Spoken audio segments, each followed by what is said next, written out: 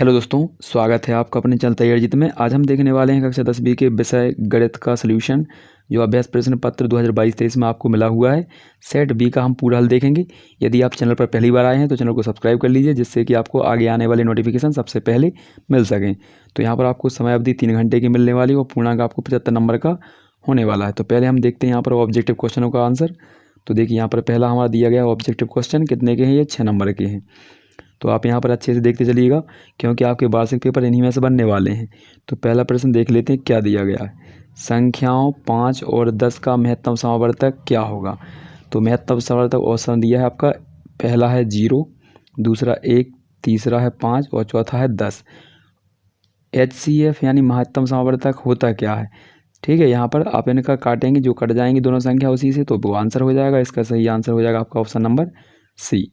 इसके बाद अगला क्वेश्चन दिया गया हमारा, अगला क्वेश्चन देख लेते हैं क्या दिया है। तो ये दिया गया क्वेश्चन, यदि किसी द्विघात बहुपद दिया गया है, ये शून्यक अल्फा और बीटा है, तो अल्फा प्लस बीटा का मान बताना है। तो इसका सही आंसर होगा हमारा -b/a। ठीक है, इसके बाद अगला क्वेश्चन देखते हैं। अगला क्वेश्चन हमारा दिया है तीसरा। तो यह दिया गया है तीसरा क्वेश्चन, तो इसको भी देख लेते हैं क्या दिया गया है हमारा। तो रैखिक समीकरण युग्म, ये समीकरण लिखे हुए हैं कि कोई हल नहीं होने की शर्त बतानी है। तो इसका सही आंसर हो जाएगा हमारा ऑप्शन नंबर पहला। इसका होता a1/a2 बराबर नहीं है b1/b2। तो ये शर्त याद करना है, यहाँ पर कटा रहता है। ठीक है, ये बराबर नहीं है कट टिक लगा होता है, ऐसे इसको काट देते हैं। मतलब यहाँ पर ये है और हमने ये काट दिया, तो ये बराबर नहीं है, तो ये शर्त हो जाएगी अद्वितीय हल की। इसके बाद अगला क्वेश्चन है, अगला क्वेश्चन दिया गया आपका। तो यहाँ पर सारवंतर बताना, तो किस प्रकार से निकालेंगे।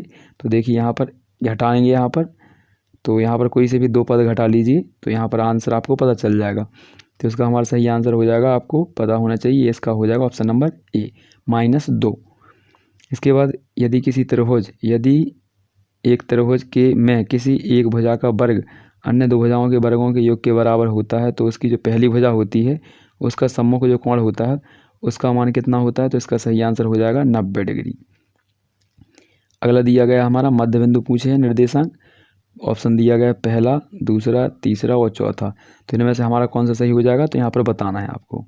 ठीक है, तो इसका देखेंगे। तो मध्य बिंदु क्या होता है, इन दोनों को जोड़ते हैं, पहले और तीसरे यहाँ पर जोड़ लेते हैं इनको और जोड़कर 2 का भाग देते हैं। तो यहाँ पर हो जाएगा -1 और यहाँ पर +1। किस में है, ऑप्शन नंबर ए में। इसके बाद अगला क्वेश्चन देखते हैं हम। अगला क्वेश्चन दिए गए रिक्त स्थान। तो रिक्त स्थानों की पूर्ति करना है आपको 2 में।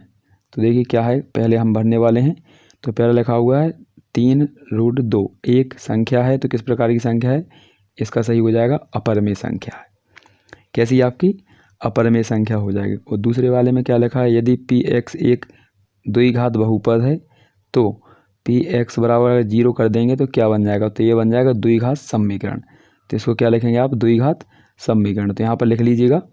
इसके बाद अगला क्वेश्चन देखते हैं, किसी द्विघात समीकरण के मूल यदि वास्तविक और समान हैं तो विविधकर का मान होता है। तो कितना होता है, विविधकर का मान 0 होता है। कितना होता है, 0।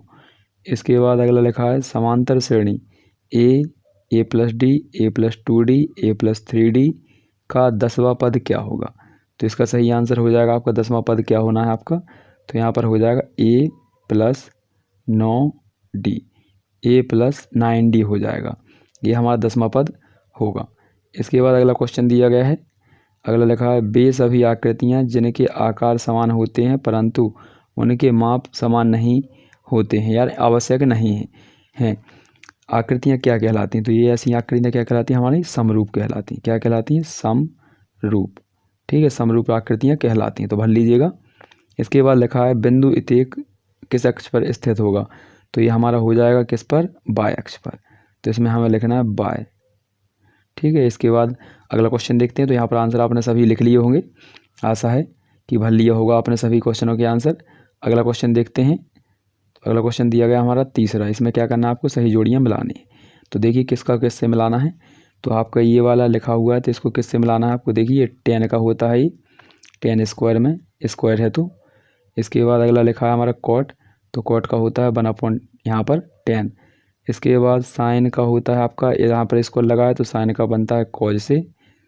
और यहाँ पर लिखा अर्धवृत्त का क्षेत्रफल क्या होता है, तो क्षेत्रफल यहाँ पर होता है 1/2। अगला लिखा है हमारा, क्या दिया गया अगला, वृत्त की परिधि कितनी होती है 2πr, तो यहाँ पर ये दी गई है। और इसके बाद लिखा है लास्ट, मूल बिंदु के निर्देशांक होते हैं, तो मूल बिंदु मतलब 0 0। तो अच्छे से मिला लीजिएगा इनको, आशा है कि आपने अच्छे से इसको देखा होगा, तो अच्छे से आपको याद रखना है इन्हें। अगला क्वेश्चन दिया गया है चौथे में हमें क्या करना है इसमें, तो यहाँ पर लिखना है एक वाक्य में आपको उत्तर देना है या एक शब्द में देना है। तो देखिए पहला हमारा क्या लिखा है, थेल्स प्रमेय का कथन लिखना है। तो थेल्स प्रमेय का कथन दिखा देते हैं। इसके बाद फिर आपको पहले पूरे क्वेश्चन पढ़ लीजिए।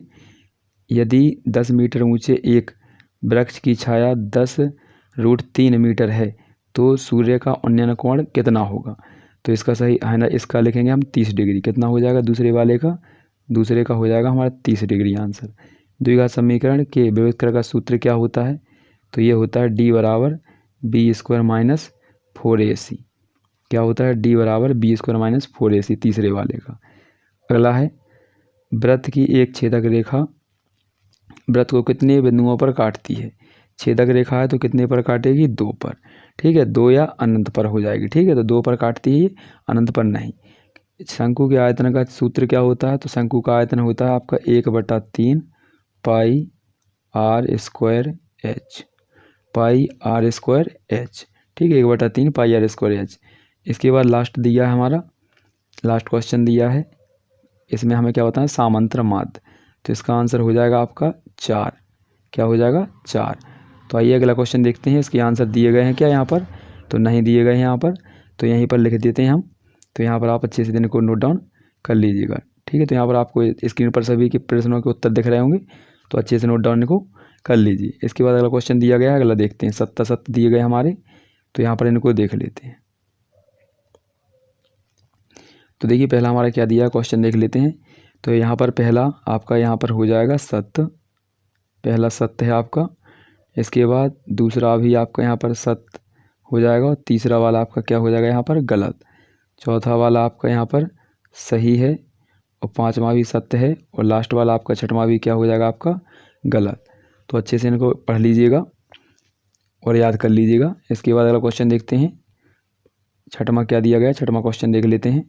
तो क्वेश्चन नंबर 7 हमारा दिया गया यहाँ पर। तो यहाँ पर इनका HCF बताना है। इसके बाद हमारे इसके यहाँ पर नीचे वाले का आपको यहाँ पर गुणनखंड करने हैं, और HCF पूछा है आपसे। तो पहले इसका आंसर देखेंगे, क्वेश्चन नंबर 6 का आंसर देखेंगे, और 7वें वाले का हम अथवा का आंसर देखेंगे। ठीक है, आइए इनको देख लेते हैं पहले। तो क्वेश्चन आप बुलाते चलना है, आंसर मैं बताते चलूँगा आपको। ये देखिए हमारा क्वेश्चन नंबर 6 है ये। ठीक है, इस प्रकार से करना है आपको लिख कर यहाँ पर। ठीक है, यहाँ पर देखिए सूत्र होता है LCM × HCF बराबर दोनों संख्याओं का गुणनफल।